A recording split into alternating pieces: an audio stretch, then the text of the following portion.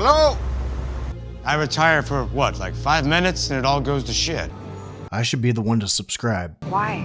Because I'm the one least likely to die trying. So far, we've seen the Avengers fight a whole bunch of bad guys. But what if they had to fight each other? Here's Captain America, Civil War.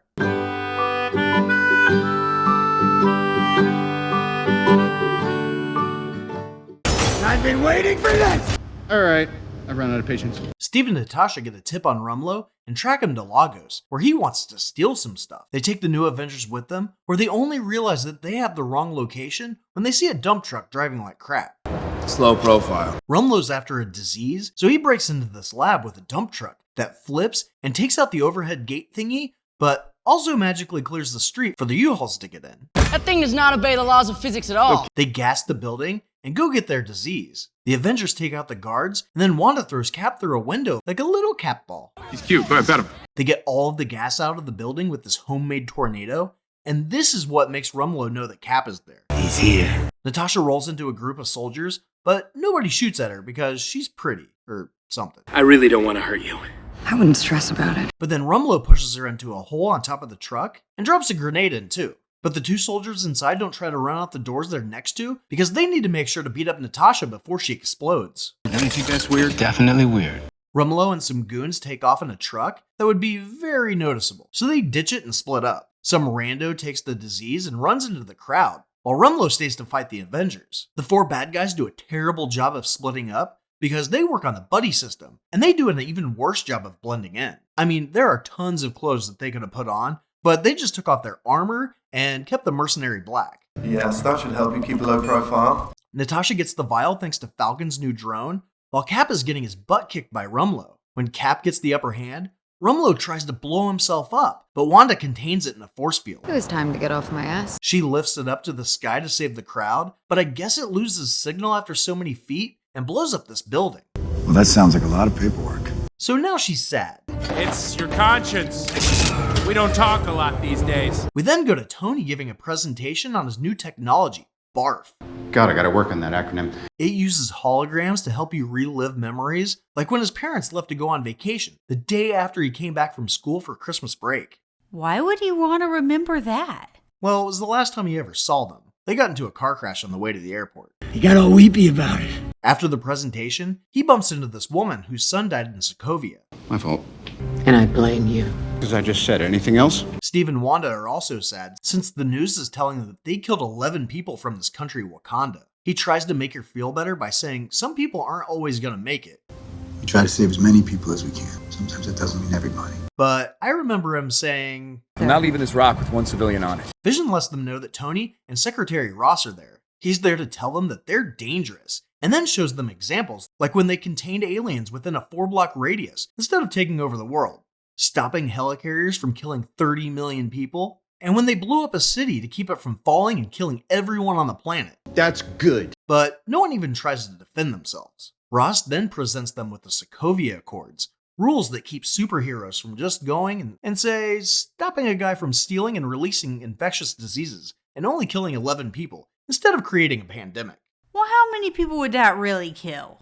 Well, more than 11. That's an exaggeration. But since those 11 people were all from one country, they wrote some rules down and somehow got 117 countries to agree with it in just a few days. It's more headaches for somebody, probably us. Basically, they need a committee to decide whether something is bad enough for the Avengers to stop it, or if just regular cops can handle it.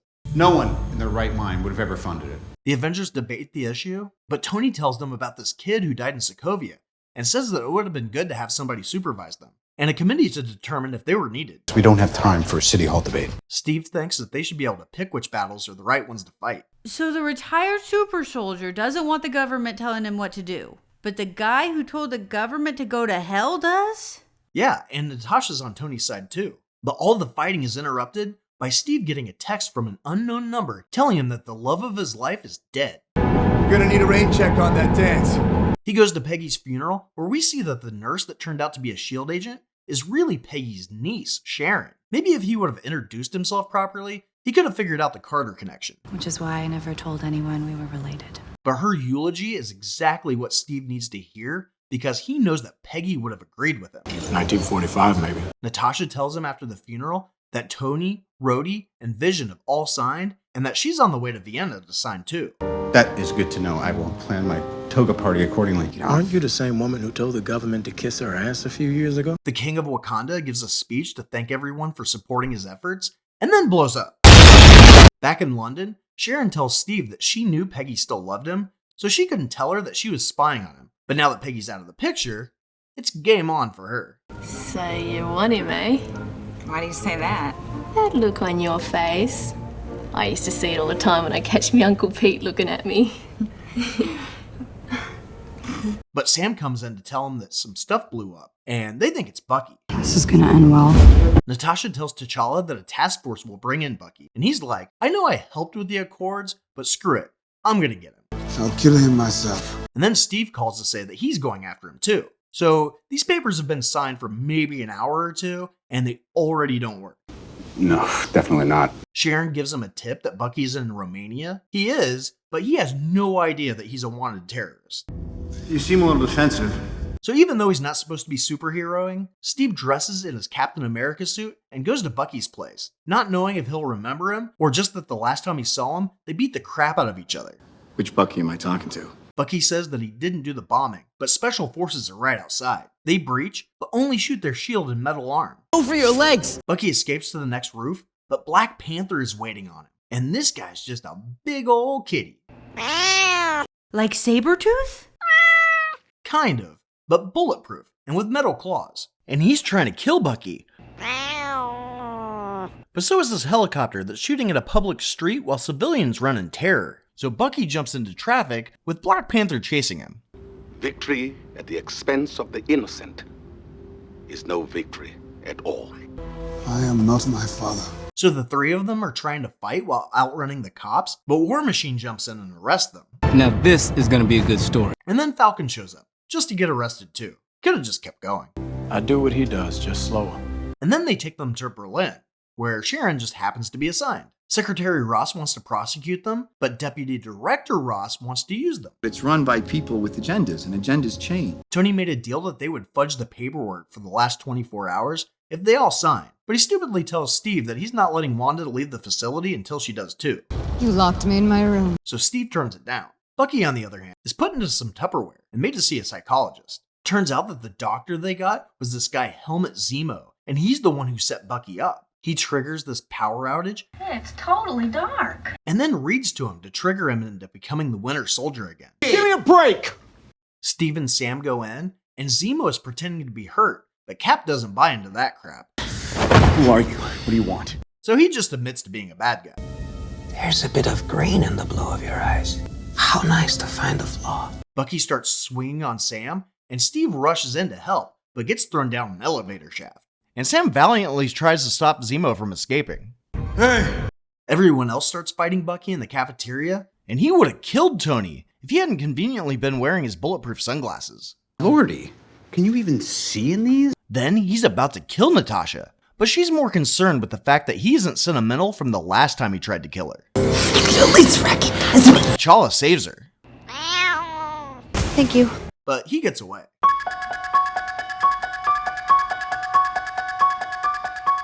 He makes everyone think that he ran out the front door, but he goes to the roof where he gets into a helicopter, and Steve keeps him from taking off.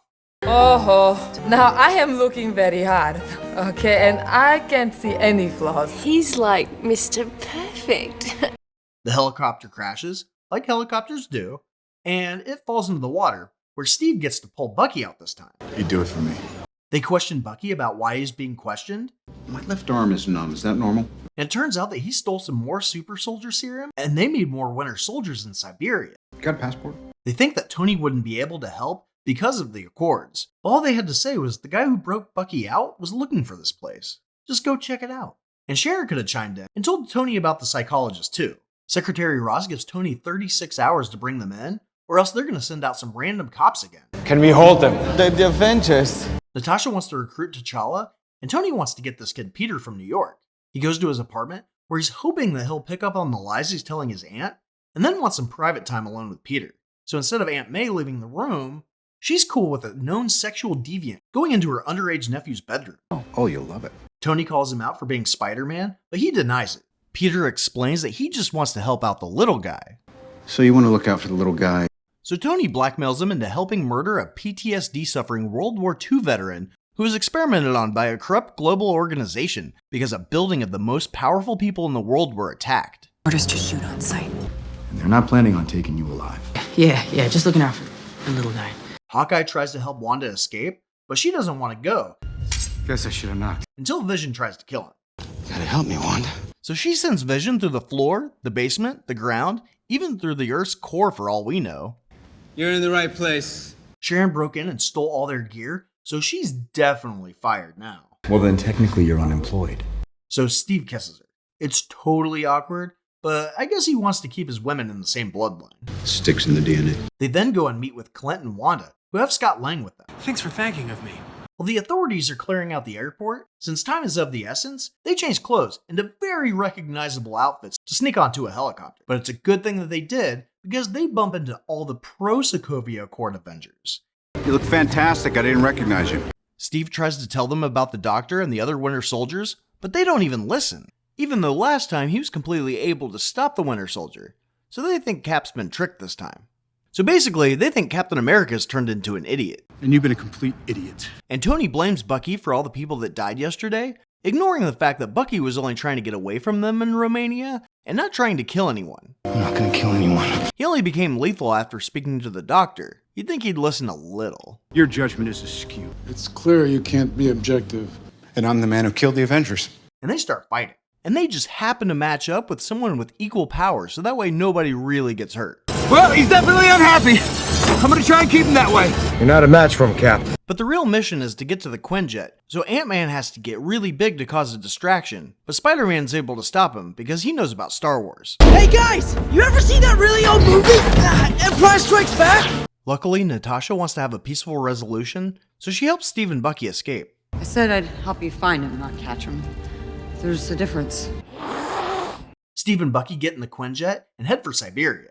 Iron Man and War Machine try to stop them, but Falcon is trying to stop them, so Vision tries to stop Falcon from stopping them, so he shoots at Falcon, but he moves and hits Rhodey. Yeah, this sucks. And somehow Tony isn't able to get to Rhodey before he crashes. Oh, you're gonna have to take this into the shop. Even though Iron Man was clearly behind him, should have seen him get hit and been able to grab him almost immediately. Zemo wants to make sure the real psychologist's body is discovered, so he orders some bacon. I don't know what kind of hotel this chick runs, but in all the times he's ordered, he's never let her in the room. Now she thinks it's okay for her to bring him breakfast in the bathroom. Am I running bed and breakfast for biker gang? When the police get there, they find a Bucky disguise, so now Tony knows that Cap was telling the truth and heads to the prison to question Team Cap. He tells Ross what's up, but he doesn't give a crap. Sam, I was wrong. Just like that, we're supposed to be cool? Sam tells him where to go. Go to hell. Told me to go to hell. I'm going back to the compound instead. So Tony has to sneak off his helicopter. And it just so happens that Black Panther was just already going in that direction and follows him the rest of the way. Wow, it's so weird how you run into people at the airport. Zemo's already there and finds the other Winter Soldiers. And even though they had a head start, Cap and Bucky just get there, and a minute later, Tony shows up after going to the hospital, waiting for test results, going to a prison and interrogating people, and then flying there.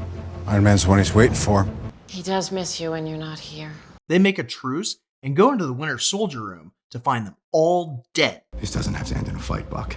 It always ends in a fight. Zemo shows them a video that he tells them will cause the Avengers to end. Everyone's plan is not to kill them. Then why would they watch it? Shut up. They have to know why they're there, or else those people died in Vienna for nothing. You killed innocent people in Vienna just to bring us here. The video starts, and Tony recognizes a small portion of a street, but not the date his parents died. He then sees Bucky killing his parents. Sergeant Barnes. Oh, really? You two knew each other? He never mentioned that. Because even though they gave the Winter Soldier instructions not to leave any witnesses, recordings are just fine as long as you break the camera. But only after it immortalizes the crime that will drive the plot. You're telling me he couldn't have done that while he was just waiting on Stark to drive past? That's smart. Tony's understandably pissed, so he starts fighting Cap and Bucky, giving Zemo exactly what he wants. He wants the Avengers to kill each other because his family died in Sokovia. And now he wants to die, but now that he started that, T'Challa won't let him. And Tony's about to kill Bucky, but Steve won't let him. He beats Tony with a shield to stop him, And when Steve realizes that he just defended the killer of the man who gave him the shield, he leaves it. But he does send Tony an "I'm sorry I beat you up and protected your parents' murder" note. The greatest generation are so polite. Are you Tony's stank? Oh, and he gives him a crap phone in case he ever needs help. You can call me anytime. I'll put you on hold. I'd like to watch the line blink. He also goes to get everybody out of prison and get Bucky medical attention in Wakanda. What do you want? You to subscribe and like and share this video. Don't tell Aunt May.